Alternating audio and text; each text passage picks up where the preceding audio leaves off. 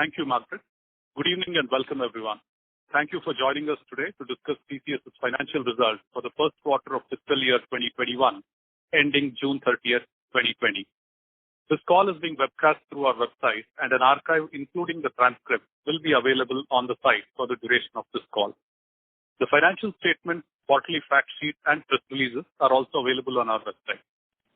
Our leadership team is present on this call to discuss our results. We have with us today Mr. Rajesh Gopinathan, Chief Executive Officer and Managing Director.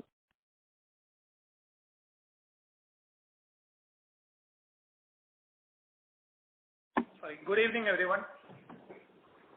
Mr. N.G. Subramaniam, Chief Operating Officer. Hello, good evening. Mr. V. Ramakrishnan, Chief Financial Officer. Hello, everyone. Mr. Milind Lakkad, Chief HR Officer. Yeah, hi, everyone. Rajesh and Ramki will give a brief overview of the company's performance, followed by the Q&A session. As you're aware, we don't provide specific revenue or earnings guidance, and anything said on this call which reflects our outlook for the future or which could be construed as a forward-looking statement must be reviewed in conjunction with the risks that the company faces. We have outlined these risks in the second slide of the quarterly fact sheet available on our website and emailed out to those who have subscribed to our mailing list. With that, I'd like to turn the call over to Rajesh. Thank you, Kedar. And once again, a very good day to all of you. I hope all of you and your families are safe and healthy. And thank you once again for joining us on this earnings call. Q1 saw the full quarter impact of COVID on our business, and it played out broadly along the lines that we had outlined in April. You can see the hit of the demand side impact on our Q1 numbers. Revenue dipped by 6.3% year on year in constant currency terms and 7.8% in dollar terms. In rupee terms, we were marginally grew at 0.4% on a year-on-year basis. Life sciences and healthcare continue to be the bright spot, and we have continued to grow in double digits this quarter. However, all other business verticals suffered from revenue declines of varying degrees. The biggest impact was obviously in our retail cluster, which includes travel, transportation, and hospitality. But with most manufacturing activities grinding to a halt, all big sporting and entertainment activities cancelled, and widespread financial distress, almost every vertical got impacted across every market. Our operating margin for the quarter was at 23.6%, down 55 basis points on a year-on-year basis, and net margin came in at 18.3%. I'll now ask Ramki to go over all the headline numbers and the financial and segment performance, and I'll come back later to talk a bit about the demand trends that we're seeing. Over to you, Ramki. Yeah. Thank you, Rajesh. Let me first go through the headline numbers. In the first quarter FY21, our revenues degrew 6.3% Y&Y on a constant currency basis. Reported revenue in INR was rupees 383.22 billion, which is a Y&Y growth of 0.4%. In USD terms, revenue was $5.059 billion, which is year-on-Y degrowth of 7.8%. Going over the segmental performance during the quarter.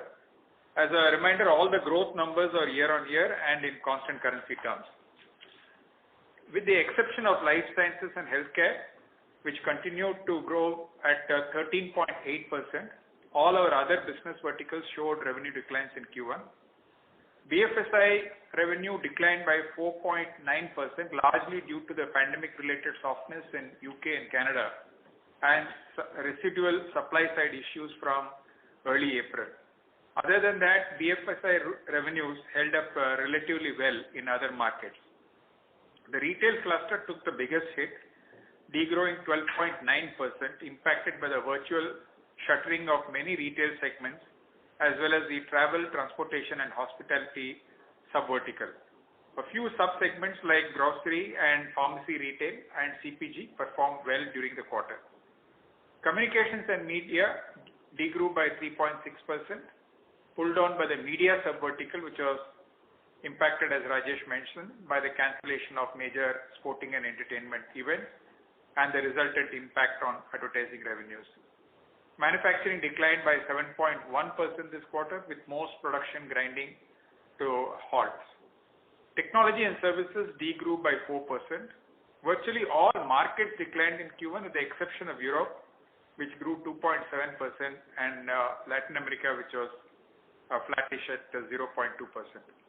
North America declined by 6.1% and UK by 8.5%.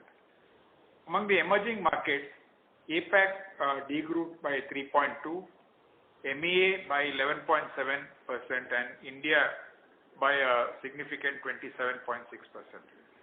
Our portfolio of products and platforms had a very strong Q1, defying all the fears of delays in deal closures. Ignio, our cognitive automation software, acquired 8 new logos in Q1. During the period, 13 customers went live on the product. We continue to grow the channel partnerships, adding 4 new value-added resellers and 2 technology partners. To encourage and empower customers to build their own custom extensions to Ignio's out-of-the-box capabilities, we launched Ignio Studio during the quarter. This is a low-code environment that allows our customers' teams to harness Ignio's context-aware cognitive capabilities in new use cases unique to their business and IT environment and derive even greater value from their investments. In view of the strong demand for Ignio skills in the market, we have ramped up the capacity of Digitate Academy, doubling the number of Ignio certified professionals trained in the last 12 months. In Q1, 682 individuals from customer as well as partner organizations were trained and certified on Ignio.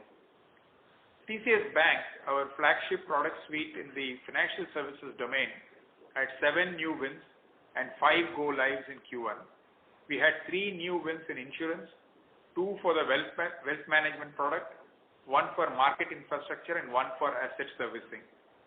Interestingly, 4 of the 7 wins this quarter were for the SaaS version of the product and were with top-tier banks in the US and Europe.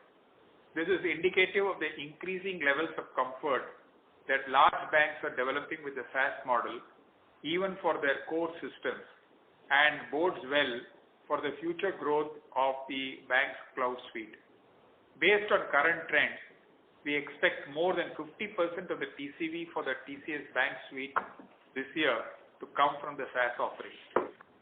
The Quartz Smart Ledgers solution had 2 new wins and 2 go lives in Q1. One of the top 4 US banks, as well as a leading Japanese financial institution, selected it for scrubbing and refining incoming corporate event feeds and to modernize their asset servicing operations. In the algo retailing space, we had 1 new win for OmniStore and 1 go live each for Optumera and OmniStore. We launched 2 new products under the Optumera suite during this quarter. The first one is a TCS Optumera Fashion Assortment, which uses artificial intelligence and machine learning to enable apparel retailers to predict the success of a new style, set initial prices right, and harness innumerable factors, including attributes, images, trends, to determine the right mix of products, thereby driving sales and profitability. The second is TCS Optumera Promotion Optimization, which enables retailers to harness the power of cognitive technologies to identify growth opportunities and determine the most effective promotion strategies for their merchandise across channels. Additionally, we launched the TCS OmniStore Scan and Go, a customer app platform that enables the scanning of products anywhere across aisles and self-checkouts with contactless digital payment, resulting in a seamless shopping experience. Our Hobbs SaaS platform for communication service providers had 4 new wins and 1 go live.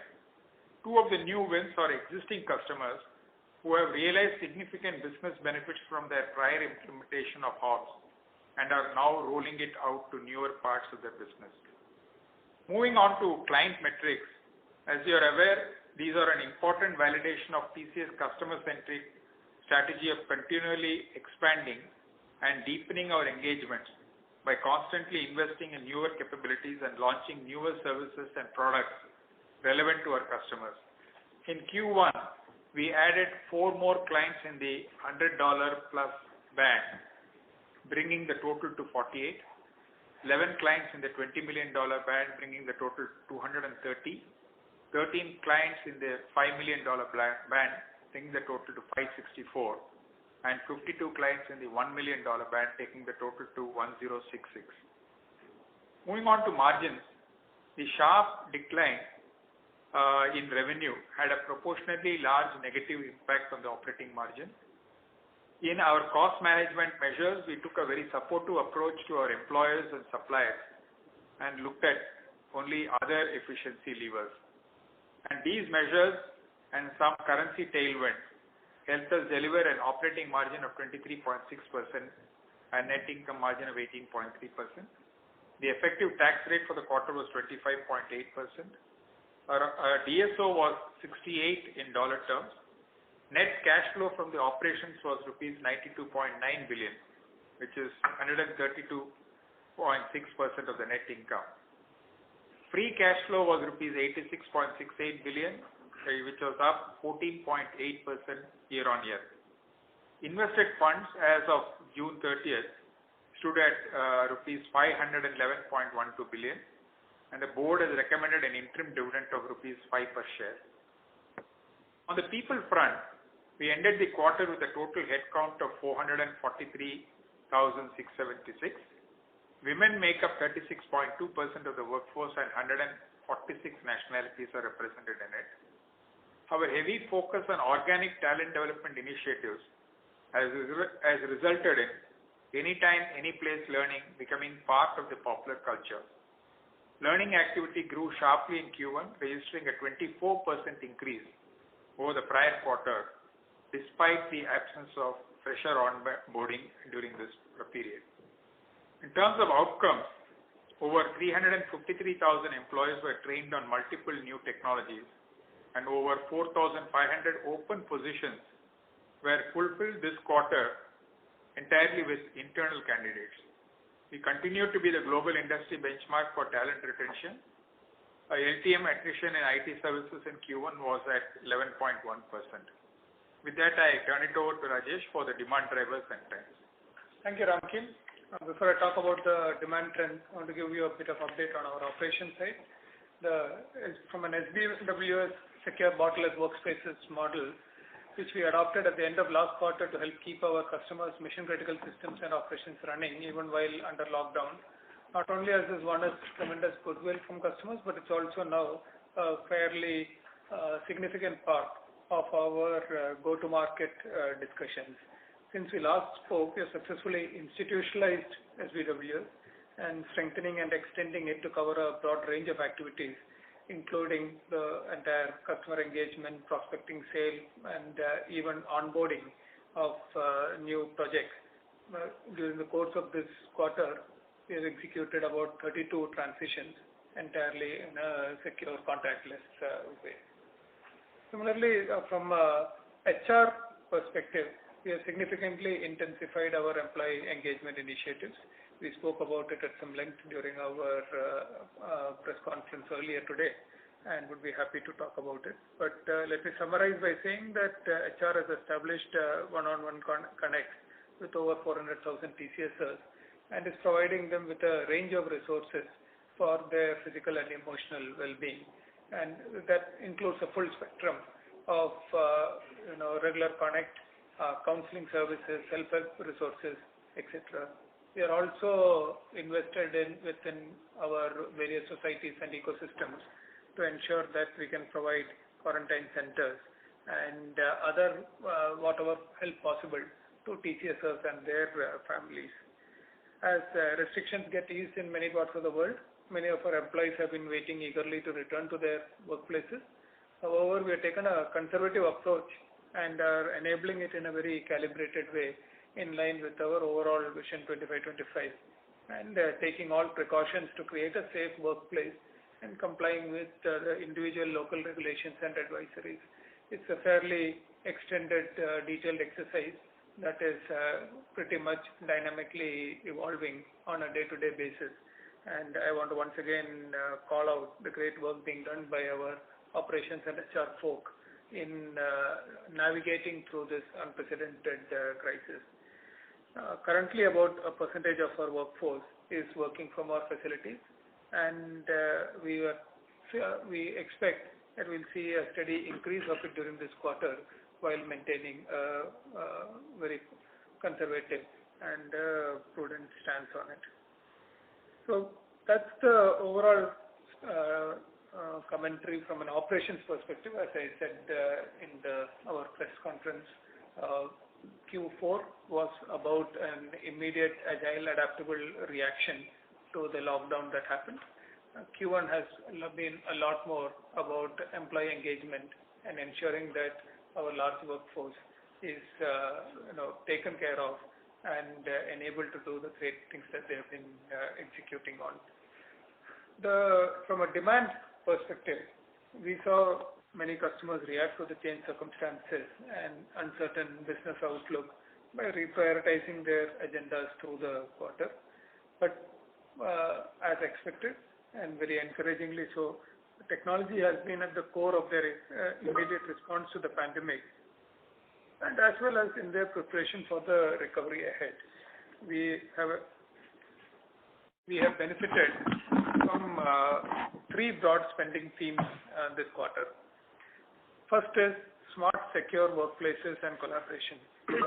With most countries implementing lockdowns and shelter-in-place restrictions in the first half of the quarter, we saw many customers investing in implementing secure remote workplaces and collaboration tools.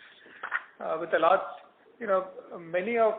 we found many instances where these tools had already been actually procured by customers, and in its deployment, both at its scale and in its nature of deployment, they had not been leveraged to the extent that TCS had done in its own circumstances. So our experience actually helped drive many of these conversations, and we helped roll out a significant amount of this kind of digital infrastructure solutions across a wide customer base. And the corollary to that, once again, similar to our own experience, as you roll out something like this, the surface area from a protection security perspective increases manyfold, and enterprises needed to recalibrate their security postures and to shift to risk-based threat management versus a compliance-driven strategy. This saw a huge surge in demand, and which we believe that will continue. We have been both providing our services and as also collaborating with many partners from our COIN network, where new age perimeterless security solutions are being put in place, multi-layer solutions cutting across both data in rest as well as data in motion, and multi-factor authentication on the end, plus real-time dynamic monitoring of the entire estate to detect and deal with any SARS that appear.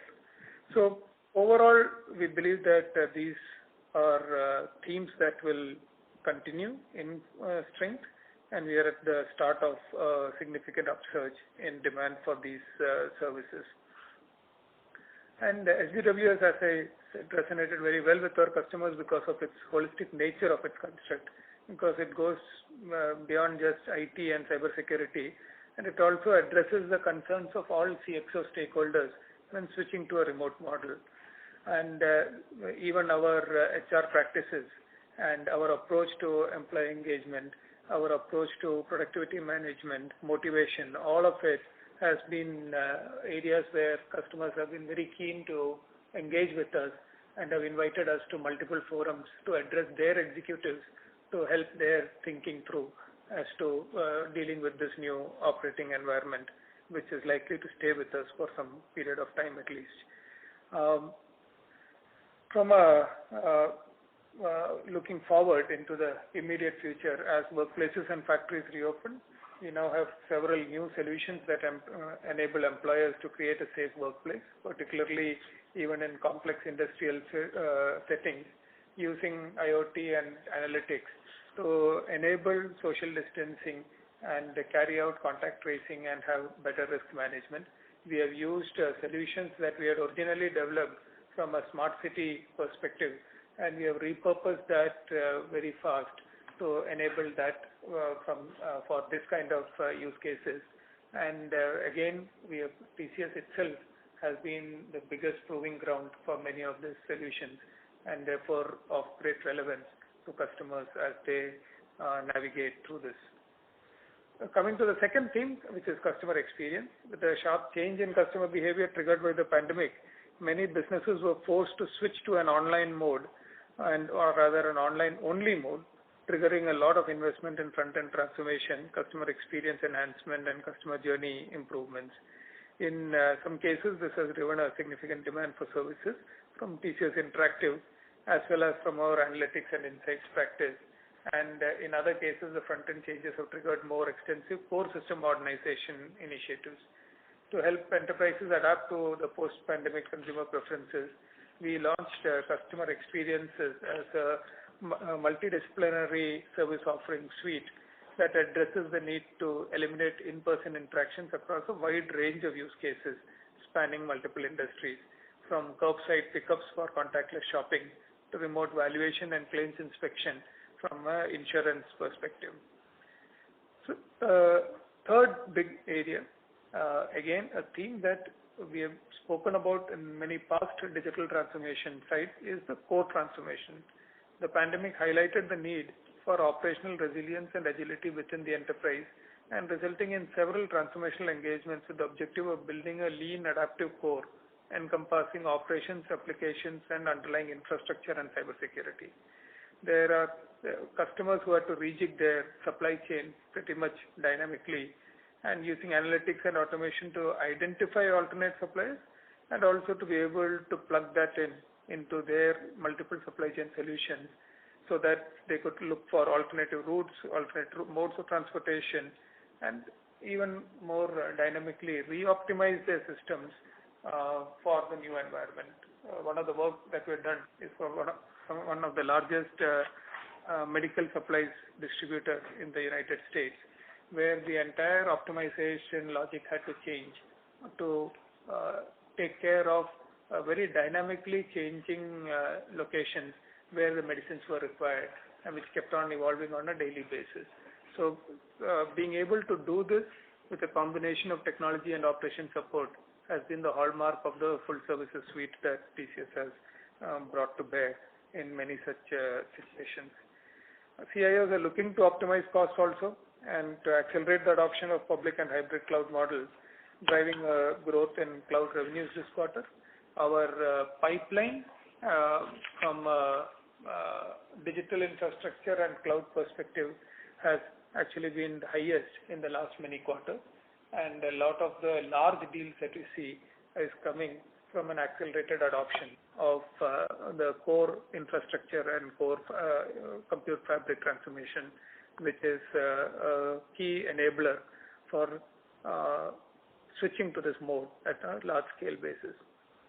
Several of our large-scale deals also entail adopting a new lean IT operating model based on the machine-first approach, incorporating the cognitive power of Ignio to preempt issues and autonomously resolve a lot of those, essentially making the technology stack self-healing and thereby adding to the resilience. Some transformation programs which were paused in end of March or April, May when the pandemic hit were restarted during this quarter. Some others got deferred indefinitely, and the spends reapportioned to address more immediate imperatives. But I'm happy to say that none of this reprioritization resulted in any reduction in deal values or average deal tenure during the quarter. Our deal pipeline has been characterized by increased set of large deals in the top end and a very large population of small deals, which is in line with what we would have expected given the nature of changes that are going on.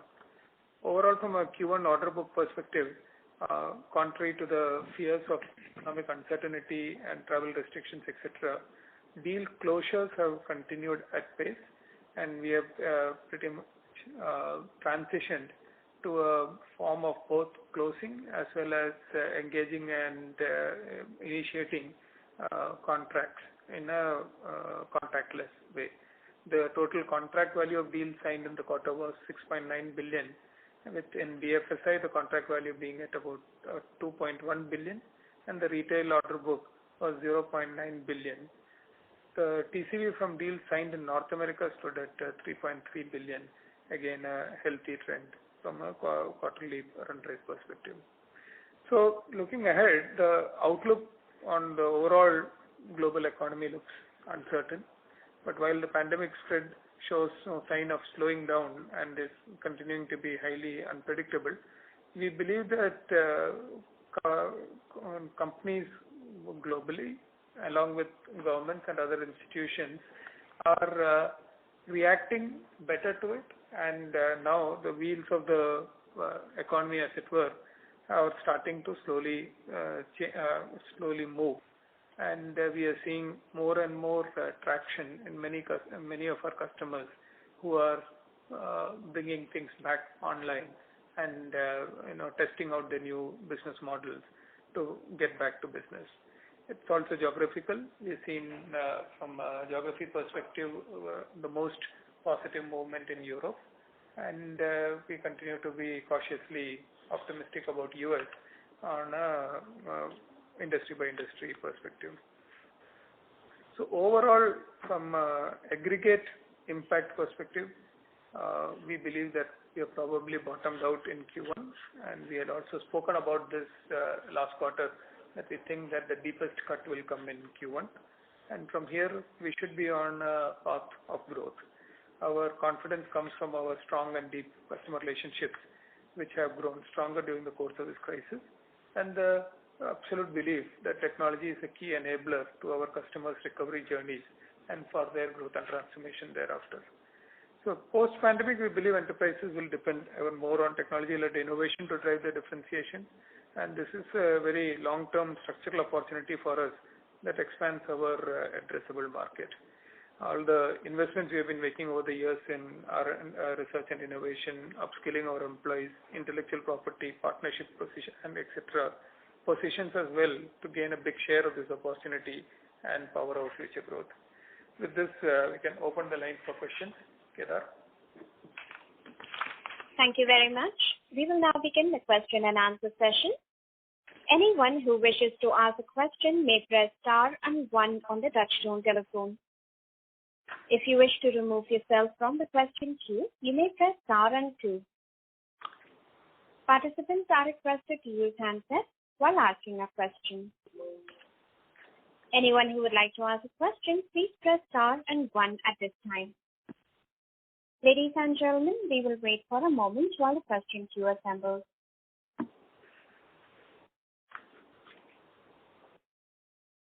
The first question is from the line of Ankur Rudra from JP Morgan. Please go ahead.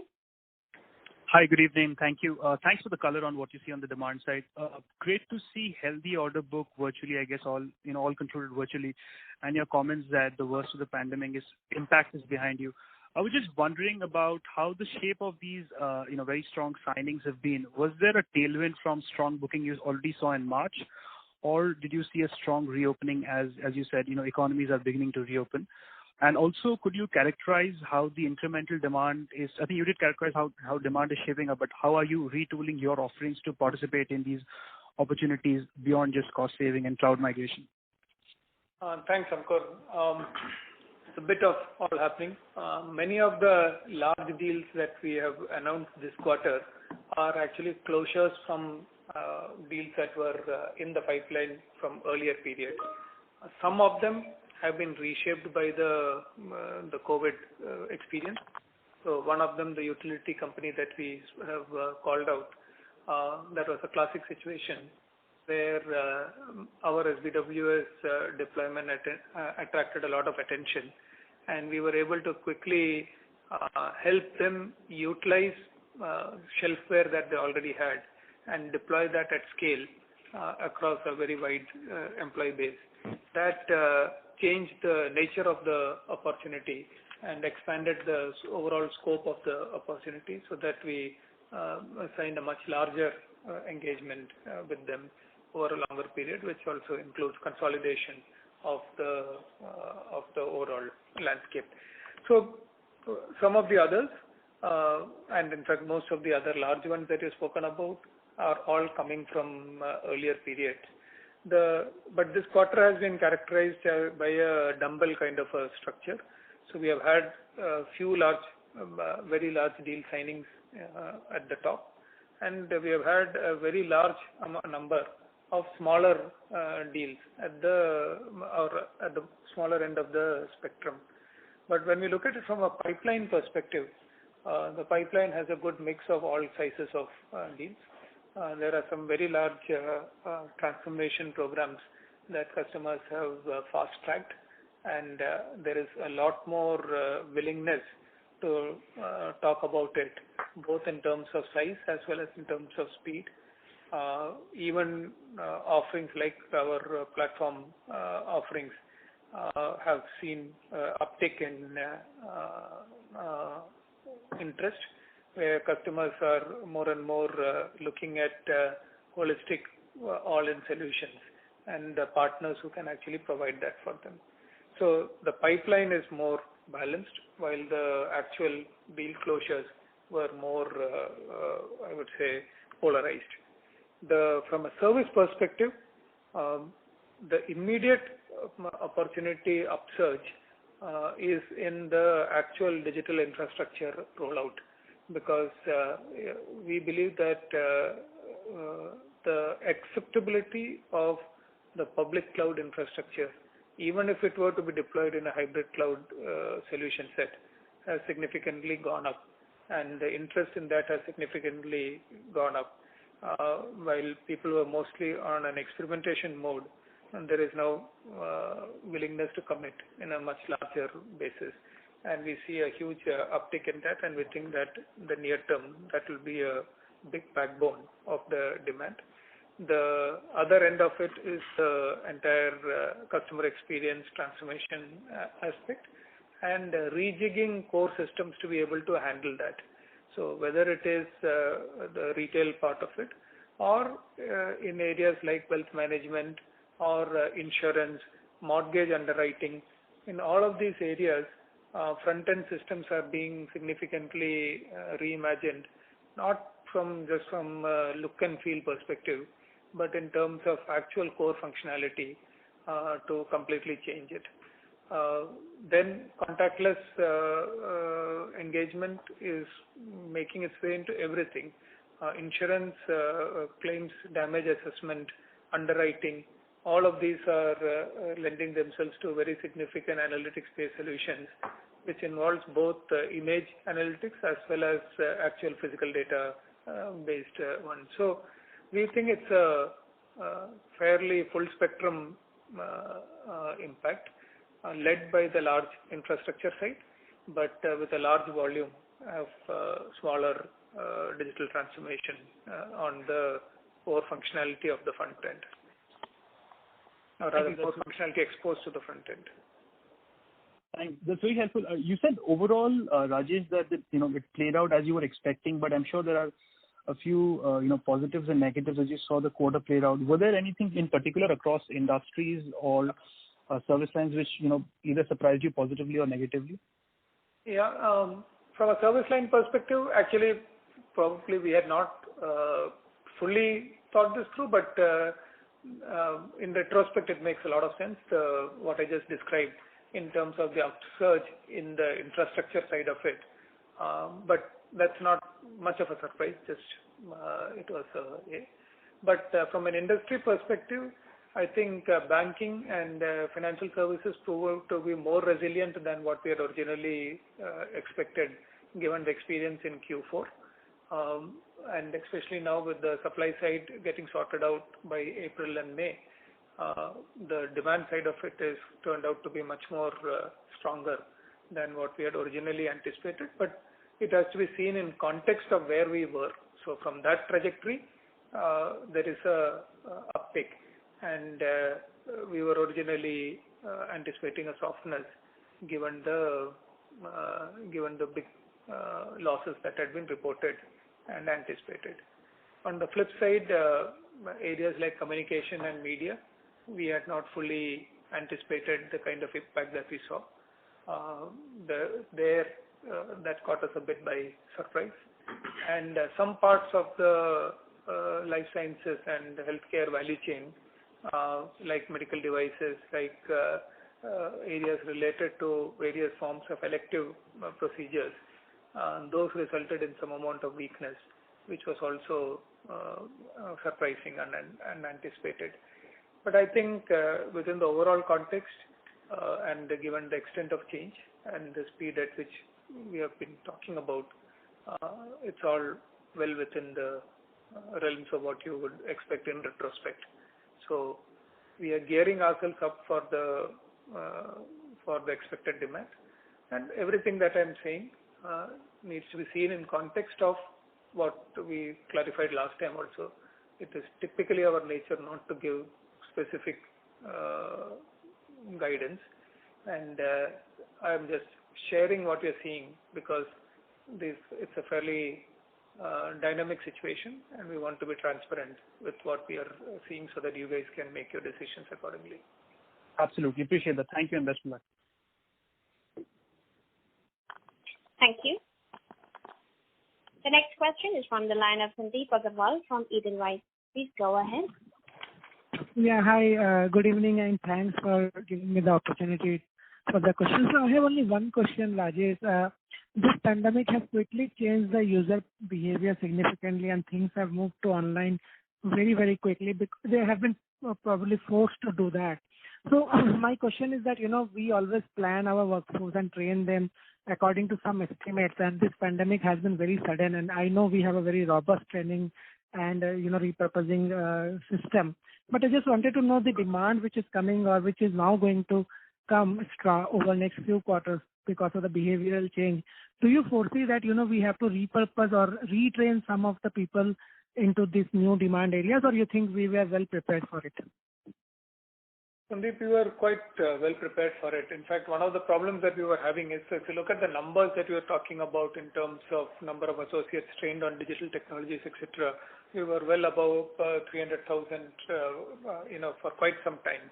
Whereas our demand, as you know, was well below 50%, or rather our total business from digital was below that during the times we were sharing that data.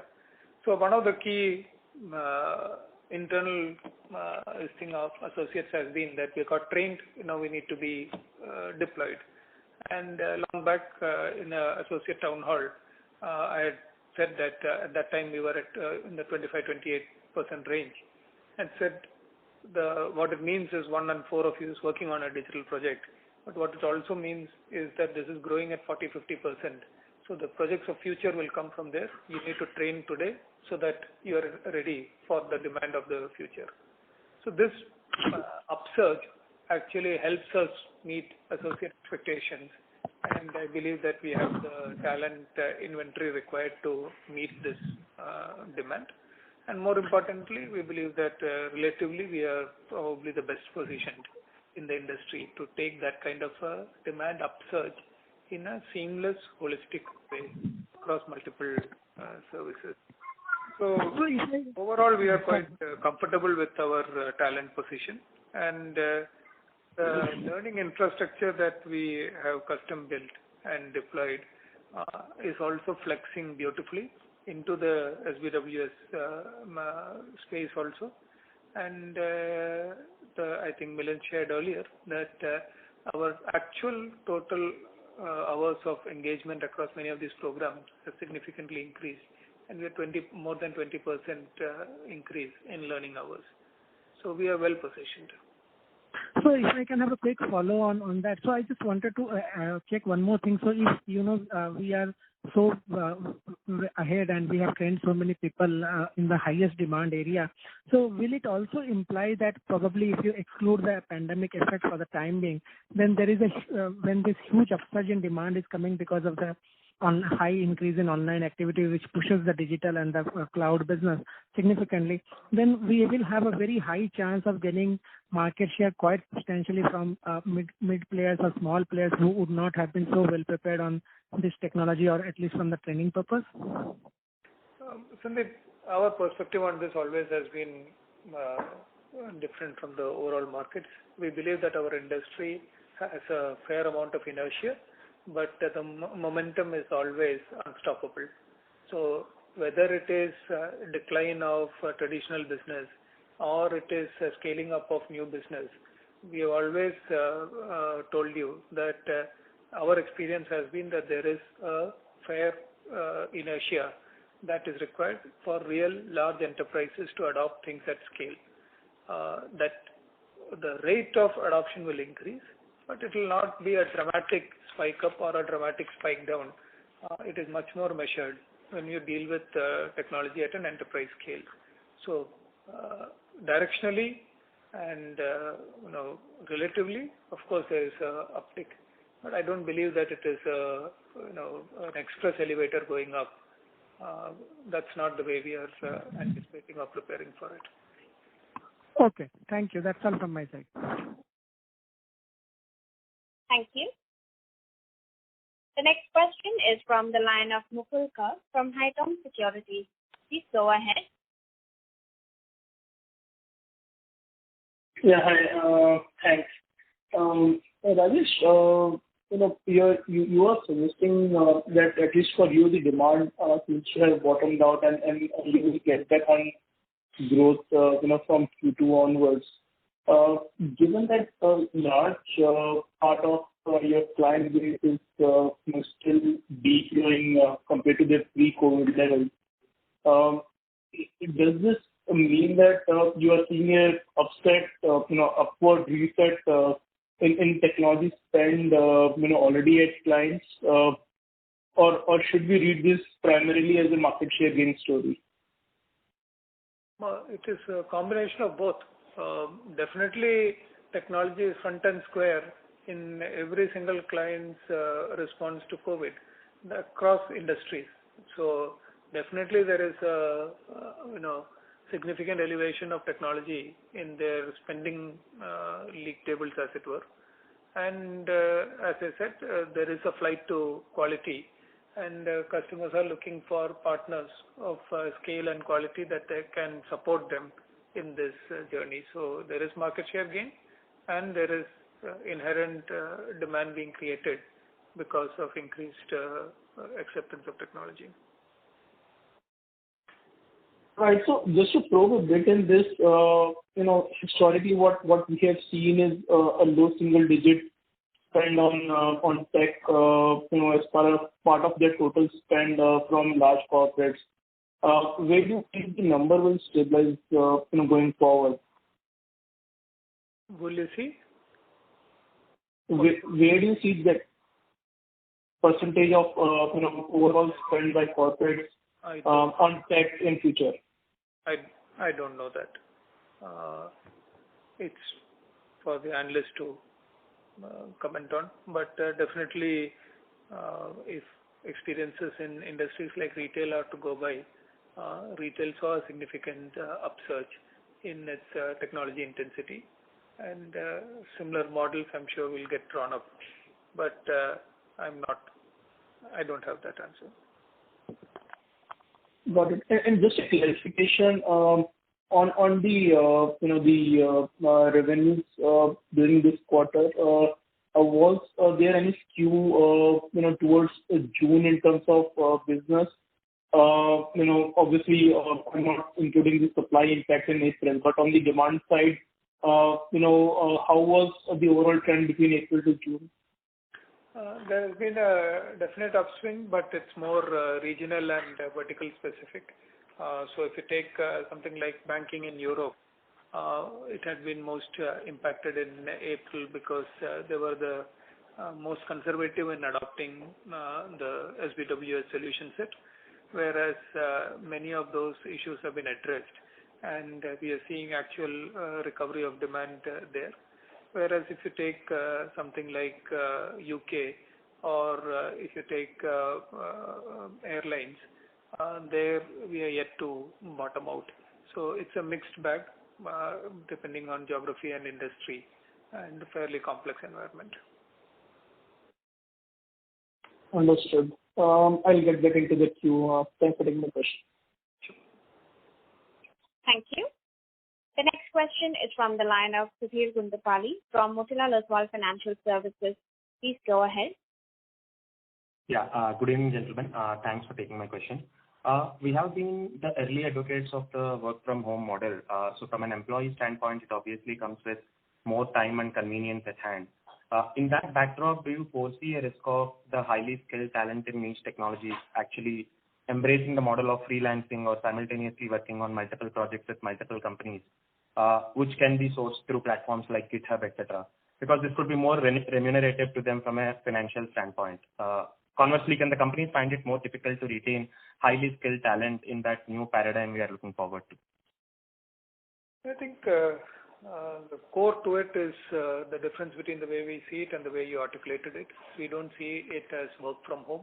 We see it as secure borderless workspaces. And the key factor there is it is not just about connecting a laptop to the end of a network, but it is about deploying a holistic solution set across the entire operating environment. And that holistic solution set includes processes, quality management, employee engagement, learning systems, etc., none of which it is available when you are on a freelancing basis. But the market has space for everybody. I don't think there will be a large-scale shift. And we are very confident that our employee value proposition is the best in the industry, and it has been significantly enhanced by the experiences of the last 3 months. Sure, Rajesh. Thanks. And one of the key concerns 90 days back was the potential stress on working capital cycle, but that seems to have been very well managed with collections remaining healthy. Is there any pending impact here which may be reflected in the financials of subsequent quarters, as in collections related to the execution done during this quarter? Or is it fair to assume that working capital cycles should more or less remain stable versus where they are now? And any color on what you are noticing on pricing trends will also be helpful. Thanks. It's very difficult to comment on. In fact, we were positively surprised by the working capital, the collection environment. I would say working capital management was from our side, but the collections environment. And probably it was also supported by the nature of the government and institutional response to the crisis. So primarily the nature of the response has been to support the balance sheet of impacted companies and industries. And that has also helped everybody in the value chain, as it were. As and when the balance sheet support goes away, core business dynamics will come to play. So probably the balance sheet impact has been deferred, and we'll need to see how this will play out.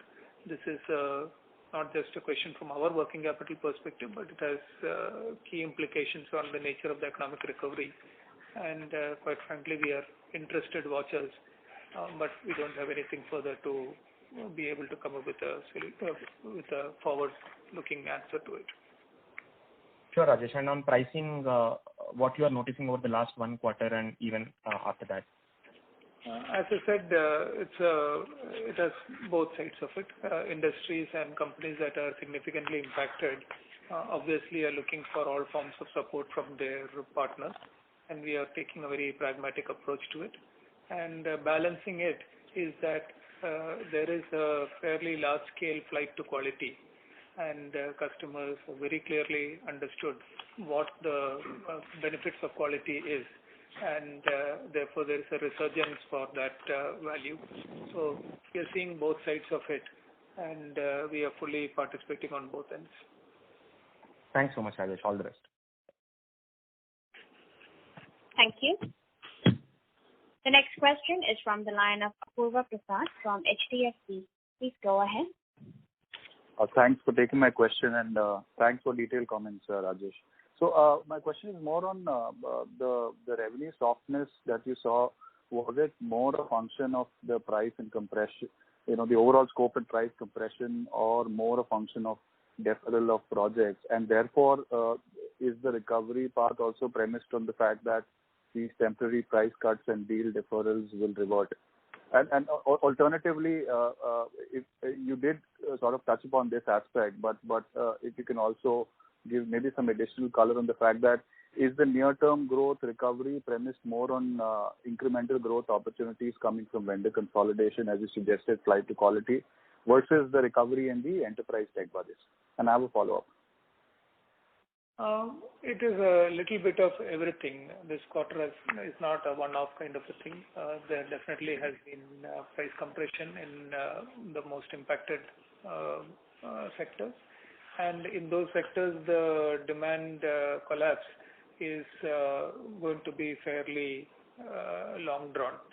Whereas there is upsurge in demand across many other sectors which are, as I said, investing to retool their business models rapidly to participate in the recovery. So both the impact and the recovery is going to have shades of everything in it. The current quarter also had all sorts of things. One thing that there was a bit of lingering softness in this quarter is the supply side problems that we had in the end of March and early April.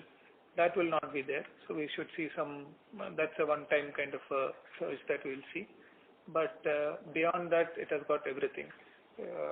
So no specific color to be given on it. Right. And Rajesh, if you can just highlight that supply aspect which you just mentioned, how much would that have impacted? And just the second part of that is more on the operational side on that Vision 25. So, I mean, there is going to be a major overhaul, with that kind of a delivery landscape that changes. So do you see any structural margin levers, coming from that effort, especially because you're getting a lot more employee fungibility? Then let me think. The absolute impact of the supply side was similar to last time, slightly more, but in that same range.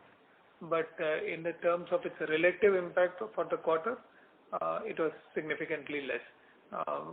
We had said, so it is about, I would say, a fifth or so of the impact this quarter would have come from supply side impact. But it is on a quarter-on-quarter basis, it was almost the same, with about 10% more than what it was last time.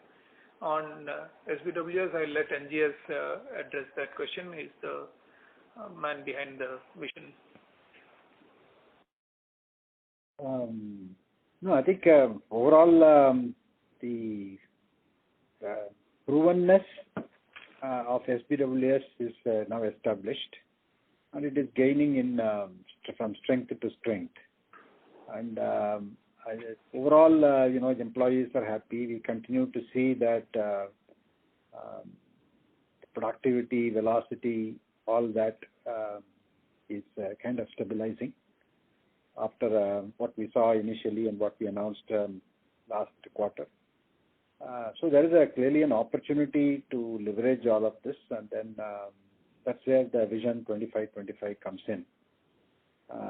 We do believe that customers also like this model, and they also like this idea of location independent, agile, the 3-4-5 framework, and then how it contributes to talent fungibility and integrating a global workforce, irrespective of where they are. So all that, I think, quite positive takeaways for us in the last 3 months. We have institutionalized SBWS, and I think our employees are also liking the fact that, that 25% of their time they can spend in the office, and the remaining time they can connect remotely and then be meaningful. So overall, I think we are quite optimistic, quite confident about this model. Our security operations center has been monitoring, nearly about 400,000 endpoint devices now. So, all this augurs well for the future, I should say. Yeah. Thanks and all the best. Thank you. The next question is from the line of Divya Nagarajan from UBS. Please go ahead. Thanks for taking my question. Congrats on the good execution in a very tough quarter. And my question is kind of a little more simple. I think if you look at the kind of impact that you've had in the quarter, would it be able for you to separate out what was the impact of the supply disruption that happened this quarter that is likely to reverse in Q2? Maybe I can take on a constant currency basis the impact that we had. About 20% of it you can assume is coming from the supply side impact. Got it. And you also spoke about some of the sectors and which sectors, specifically on banking. Could you kind of run us through what you think are the reasons banking has held up really, really well? And I think you did allude to how this is one of the sectors that has surprised you on the upside. Could you run us through what your assessment is and why banks have held up well? And within the banking space, what are the kind of projects that you've seen accelerated or decelerated because of this downturn? I think it's all linked to the nature of the probably the government response that happened. Banks reacted early on to the crisis by significantly taking on a conservative stance on their provisioning, reporting significant reduction in their profits. But these are provisions, not cash losses. So, but the nature of the support that has come has primarily been to de-stress the entire economy and provide that balance sheet support that I spoke about. So some of that has changed the risk perception of the environment, whether it be overseas or even for that matter parts of India. Even more importantly, banks have actually participated in the distribution of this funding, and that itself has been a demand driver for us in terms of reconfiguring the systems to actually enable this kind of a distribution, because bulk of the support has gone through the banking channels itself. The nature of support is this is one of them. The other element of it is acceleration of various forms of remote banking, contactless banking. We have seen one of our largest customers in Europe where they had been experimenting with video banking on the wealth side, significantly committing to it. And their CEO speaking about the fact that it's not something that probably they will go back to even after the crisis is over. And they see this now as an integral part of their overall customer engagement platform. Similarly, we have seen various other forms of changes in the insurance space. I spoke about big transformations happening on the mortgage side, mortgage underwriting, mortgage insurance, the entire the original evaluation.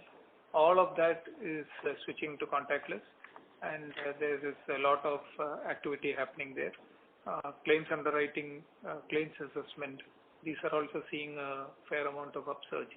So overall, there is reduced immediate risk perception because of the amount of monetary support that has gone into the system, and there is actually a willingness to experiment to ensure that these systems are scaled up so that they can deal with a similar kind of a lockdown situation if it were to persist or reappear, which is a scenario that almost all of them are planning for.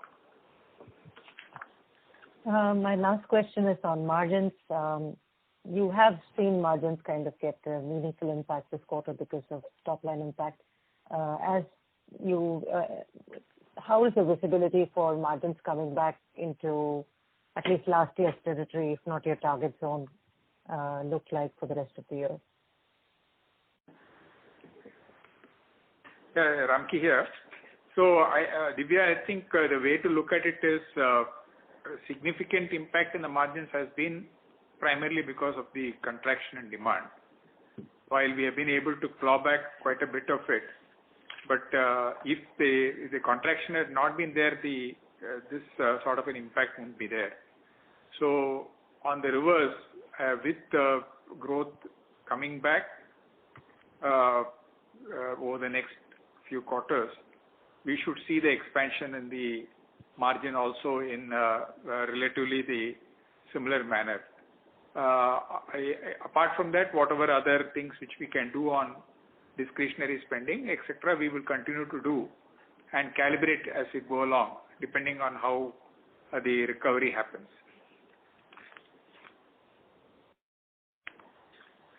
Got it.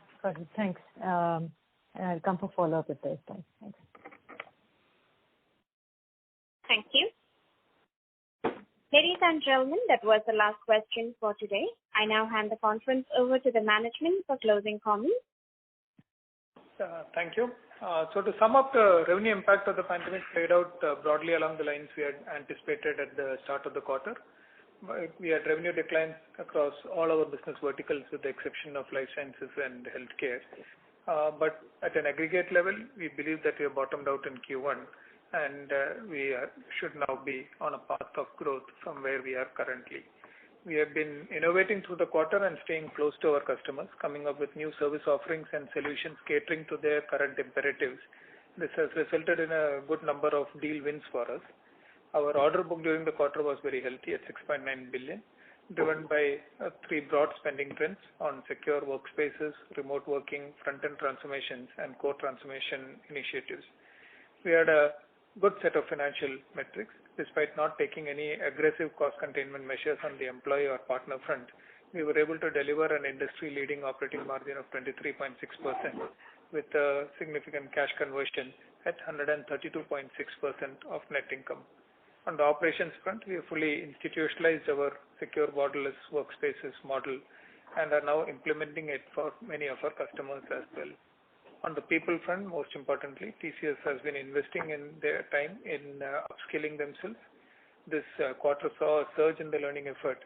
As a corollary to all of this, our retention continues to be an industry benchmark with IT services attrition at 11.1%. So with that, I want to once again thank all of you for joining us on this call today. I wish all of you a very good day and good night to others. Thank you and bye.